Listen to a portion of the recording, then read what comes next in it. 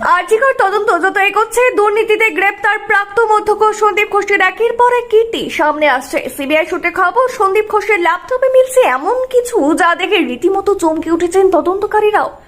তদন্তকারী সংস্থার সূত্রে খবর, সন্দীপের ল্যাপটপে মিলেছে একাধিক নগ্ন পুরুষের ছবি। প্রসঙ্গত, এরই মধ্যে 2017 সালের হংকং এর একটি ঘটনাও সামনে এসেছে, যেখানে সন্দীপ ঘোষ হংকং এর কুইন এলিজাবেথ হাসপাতালের এক মেল নার্সের শ্লীলতাহানি করেছিলেন বলে অভিযোগ। অভিযোগে পুরুষ নার্স যখন পোশাক পরিবর্তন করেছিলেন, তখন সন্দীপ আচমকা তার চেম্বারে ঢুকে পড়েন।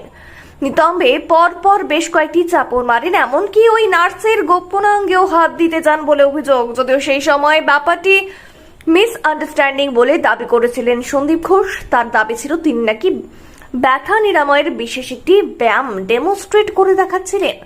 এবার আর্জিকর কাণ্ডের আবহে সন্দীপের ল্যাপটপে একাধিক পুরুষের নগ্ন ছবি মিলেছে বলে সূত্রের খবর। প্রসঙ্গত, এই ল্যাপটপটি সন্দীপ ঘোষ তার বেলেঘাটার বাড়ি থেকে সরিয়ে কাত্তিয়ের বাড়িতে রেখেছিলেন। তবে পরে সেটিরও খোঁজ মেলে সেই ল্যাপটপের একাধিক ফাইলে যেমন নানান টাকা লেনদেনের সূত্র মিলছে, তেমনই মিলছে টেন্ডার সংক্রান্ত ডিজিটাল নথিও।